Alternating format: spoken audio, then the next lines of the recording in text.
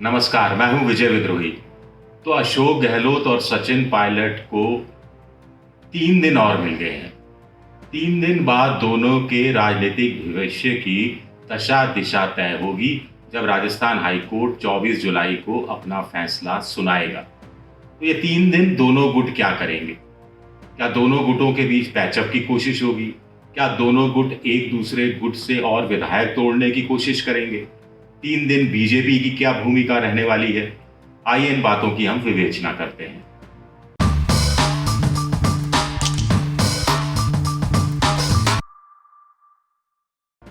तो पिछले 10 दिन में विधायक दल की ये तीसरी बैठक थी जो अशोक गहलोत ने बुलाई थी।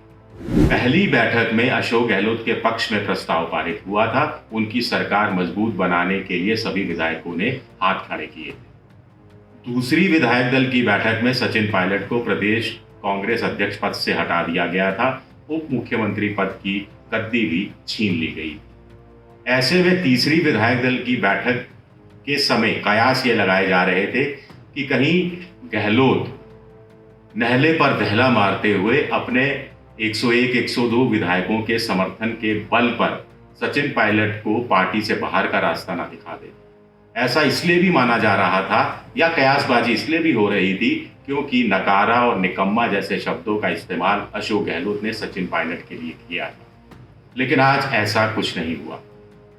गालिब का एक शेर है कि थी खबर गर्म कि गालिब के उड़ेंगे पुर्जे, देखने हम भी गए मगर तमाशा ना हुआ। तो आज वास्तव में तमाशा नहीं हुआ। तमाशे की जगह कुछ और बातें हुई। अशोक गहलोत ने कहा कि इस समय कोई भी विधानसभा का चुनाव नहीं चाहता, कांग्रेस भी नहीं चाहती, बीजेपी भी नहीं चाहती। उनका ये कहना था कि हमें चट्टान की तरह खड़े रहना है। लेकिन सबसे बड़ी बात ये हुई कि पहली 2 विधायक दल की बैठक की वीडियो रिकॉर्डिंग हुई होगी, लेकिन वो पत्रकारों को नहीं दी गई थी। इस बार वीडियो रिकॉर्डिंग पत्रकारों को, मीडिया को बाकायदा दी गई। साफ है कि अशोक गहलोत ये वीडियो रिकॉर्डिंग मानेसर में बैठे सचिन पायलट गुट के विधायकों तक पहुंचाना चाहते थे।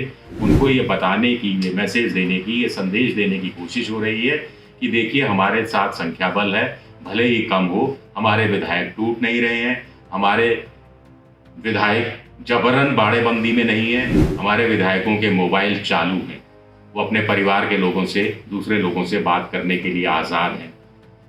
ये भी संदेश देने की कोशिश हो रही थी कि जब से दोनों की बाड़ेबंदी हुई है, जयपुर के पास फेयरमाउंट होटल के अंदर गहलोत गुट की और मानेसर में सचिन पायलट गुट की, तब से अशोक गहलोत गुट में कुछ विधायक जुड़े हैं। कम से कम 2 विधायक तो जुड़े ही हैं। भारतीय ट्राइबल पार्टी के दोनों विधायकों ने अपना समर्थन पत्र लिखित में अशोक गहलोत को सौंपा है, जिसे वो राज्यपाल को सौंप आए हैं। इसके अलावा सीपीएम के एक विधायक ने विकल्प खुला छोड़ा है कि जब मौका आएगा तब वो फैसला करेंगे।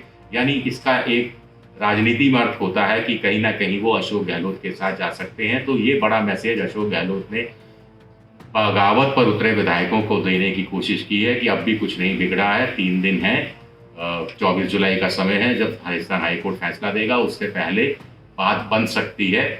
उधर सचिन पायलट गुट के पास भी एक मौका है। अगर सचिन पायलट गुट पहले दावा करता रहा कि 30 विधायक उनके साथ आ सकते हैं, लेकिन 20-19 भी आए, तो उन 10 विधायकों पर जिनके मोबाइल चालू हैं अशोक गहलोत के अनुसार, उन पर मोबाइल के जरिए डोरे डालने की कोशिश हो सकती है। लेकिन यहाँ बीजेपी पर निर्भर रहना पड़ेगा सचिन पायलट को। अब तक जो बीजेपी और के साथ नहीं जाने की बात करते रहे हैं, उनके विधायक बीजेपी के साथ नहीं जाने की बात करते रहे हैं। ऐसे में भला बीजेपी अपनी तरफ से बढ़कर अशोक गहलोत की सरकार को गिराने की कोशिश क्यों करेगी, जब उसे लगेगा कि अपने ही लोग, यानी अपनों से मतलब कि बगावत पर उतरे सचिन पायलट का गुट ही बीजेपी में आने को तैयार नहीं है। बीजेपी इस खेल में एक्सपर्ट है। बीजेपी उन विधायकों के जिनके मोबाइल चालू हैं अशोक गहलोत गुट के, उन पर डोरे डाल सकती है। हम पहले भी कह चुके थे कि पैसा इसमें कोई कीमत नहीं रखता, लेकिन अभी तक बीजेपी का रवैया वेट एंड वॉच का रहा है। बीजेपी ने तो अविश्वास प्रस्ताव पेश करने तक की बात भी अभी तक खुलकर नहीं की है। हाँ, अशोक गहलोत ने विधायकों से आज कहा कि उन्हें होटल में कुछ दिन और रहना पड़ सकता है। यानी वो भी ये मानकर चल रहे हैं कि संकट अभी टला नहीं है, संकट खत्म होने में अभी कुछ वक्त है, ये संकट और ज़्यादा हो सकता है बढ़ भी जाए। तो कुल मिलाकर 24 जुलाई को राजस्थान हाईकोर्ट फैसला करेगा। जाहिर है एक के पक्ष में होगा, दूसरे के खिलाफ होगा, जिसके खिलाफ होगा वो सुप्रीम कोर्ट जाएगा। सुप्रीम कोर्ट में कम से कम 1-2 दिन का वक्त तो जरूर लगेगा। तो अभी कम से कम अगले 7-8 दिन राजस्थान में शाह और मात का खेल चलने वाला है। राजनीतिक उठापटक का दौर ऐसे ही जारी रहने वाला है। एबीपी न्यूज आपको रखे आगे।